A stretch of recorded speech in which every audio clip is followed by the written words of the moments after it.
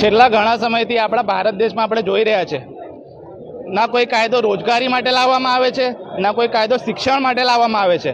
માત્ર કાયદાઓ ધર્મ બાબતે જ લાવવામાં આવી રહ્યા છે. પહેલાં શરૂઆતમાં વાત આવે તો ટ્રિપલ તલાકનો કાયદો હોય, વકફ એક્ટ હોય, ને હમણાં યુસીસી. એક મીડિયાવાળા ભાઈએ હમણાં એવું કીધું કે હજુ બાળકનો જન્મ નહીં થયો અને એના પહેલાં જ તમે એનું નામ આપવા માટે ભેગા થયા છો.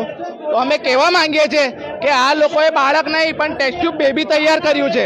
એ ટેસ્ટ ટ્યુબ બેબી આવવાનું ડિસાઇડેડ છે, કારણ કે જે રીતે એમને વકફ એક્ટ પોતાની મેજોરિટીની સીટોથી લાગુ કર્યો છે, અમને 100% ધ્યાન છે કે આ યુસીસીનો કાયદો જેના માટે લોકોનો અભિપ્રાય લેવામાં આવે છે, અભિપ્રાય તો લાખો કરોડો વકફના વિરોધમાં પણ લોકોએ આપેલા, પરંતુ તે લોકોએ પોતાની મેજોરિટીની સીટોથી આ કાયદો પાસ કર્યો છે. આ જ રીતે અમને ચોક્કસ ધ્યાન છે કે યુસીસીનો કાયદો પણ આ લોકો મેજોરિટીથી પાસ કરશે.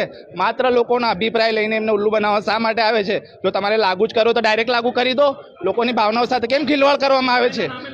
આજે જે રીતે તમે ઇન્ડિયા ગેટ પર જઈને જોશો તો ત્યાં કેટલા મુસ્લિમ નામો છે શહીદોના, દેશ માટે કેટલા લોકો શહીદ થયા છે એ તમે જુઓ તો તમને ખબર પડશે કે મુસ્લિમોએ કેટલું બલિદાન આપ્યું છે.